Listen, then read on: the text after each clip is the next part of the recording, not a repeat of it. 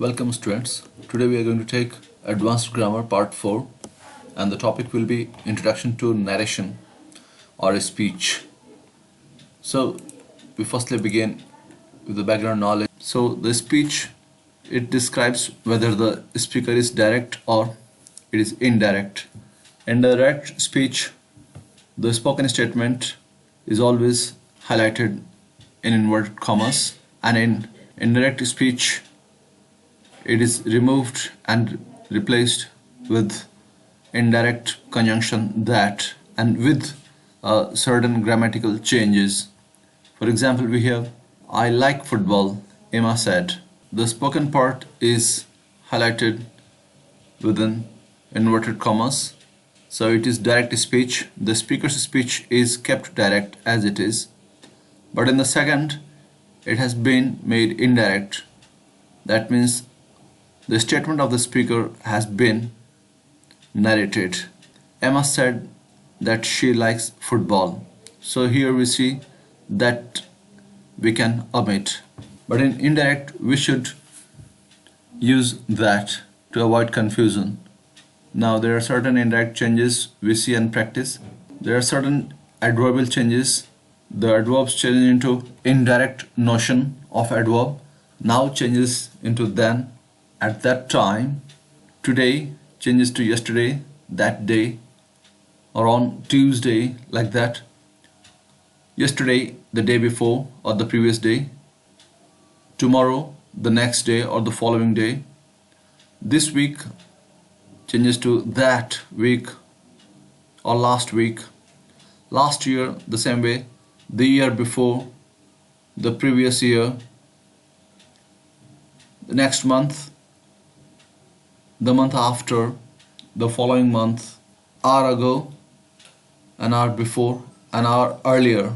Note, this and that usually changes to the article the or with the pseudonoun it. Now let's practice some more.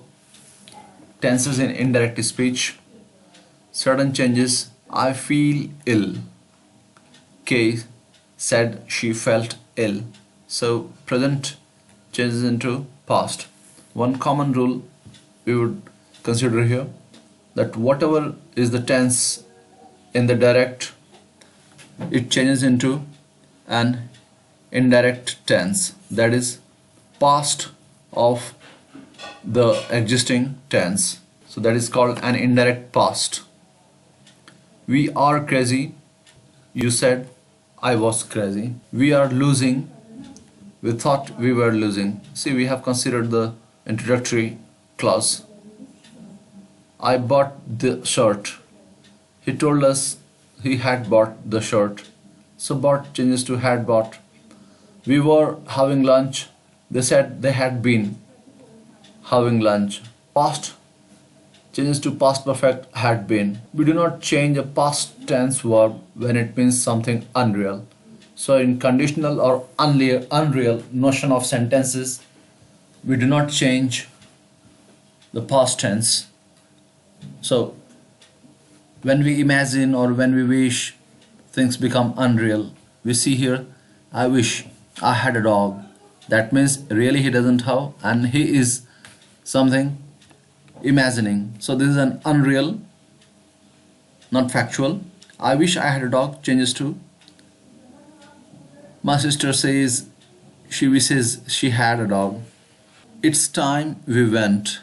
The girls thought it was the time they went. So this prefix, this pre-clause we have considered. You can consider even another clause here. The girls thought instead of say, he said it was the time they went. So went doesn't change to any tense, although it is past, but it remains same because it's unreal, because just an imagination in notion. If I knew, I would tell you. So Amy said or Ram said that if he or she knew, she would tell us. So would didn't change here and remain as it is. So in the unreal conditional sentences, the tense does not change. Bear in mind there are certain changes in the use of models. The example of models: you will get wet. So the indirect past of the model, although there is no direct past, we do not generally change the models into past, but in indirect speech they take past, and they are called imaginary past, not real pasts. I told them they would get wet. I can drive, I could drive. It may snow, they thought that it might snow. See, we have omitted that, but you can consider it's in advanced English, you can live off that. But when you are a beginner or when you are an intermediate student, you can consider that. Now if we go for further, shall for the future changes to would. Sometimes it changes to should. We will see here. In rather formal English, it can change to should in the first person. I shall complain, he said. He said that he would complain. Because if you turn to should, a should changes to a suggestion sense. But here you have to keep the sense of a future indication. So I shall, I said, I would or I should complain. Shall with other meanings changes to should. Other than future meaning, this should, it changes to should. What shall I do? She asked what she should do. It's a hope. Then we come to the use of must. Must expressing necessity can change to had to. See, we use the nearest notion. Must is equal to had to. I must go now. Sarah said she must go or she had to go. Both are equally correct. Must you can change to had, or it can remain must without any difference of meaning. But when must expresses certainty, it does not usually change. I thought there must be some mistake. You don't change I thought there had be some mistake. So must remains unchanged here when it expresses certainty. So we get the next part. To report yes or no questions. So yes no questions. Yes no questions are those questions whose reply is yes or no. Is there a waiting room? So it's a yes no question. You may say yes, you may say no. So how it takes, it's indirect. Dan was asking if or whether. So if or whether is the conjunction we adopt in yes no questions. So Ram asked, Ram was asking if or whether, equally correct. There's a waiting room. Have you bought your ticket? Mandy wants to know. Steve has bought his. Have you bought your ticket? So the indirect for this, asked, or Mandy asked if he had bought his ticket. So now we go next. Orders and requests. This type of sentences, they are imperative sentences. An imperative means you desire someone to do something either by ordering or by requesting. So how we change it into indirect speech?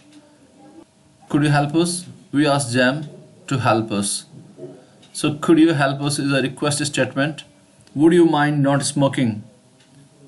Our hostess asked Alan not to smoke. This sentence indirectly relates to a request, not a general notion sentence. So would you mind not smoking? That means Alan asked not to smoke. Could you help us? That is Jam asked to help. See students, orders and request statements may not be, the sentences we are here taking is advanced form of sentence. That means you have to depend on the notion instead of going word to word. You have to get the notion of the sentence. Although you may have your own traditional way of converting the indirect of the sentences. For example, we first say here, firstly we look at the rule here. We can use tell or ask plus object plus to infinitive. Would you mind not smoking? So this is indirect way of requesting. So just I said, This is more a notional sentence. You have to get the notion of the sentence rather than simply plainly taking it a sentence. Our hostess asked Alan not to smoke. So this is requesting or forbidding someone by request. This is how we end the narration. You can further prepare your narration by reference books. Thank you.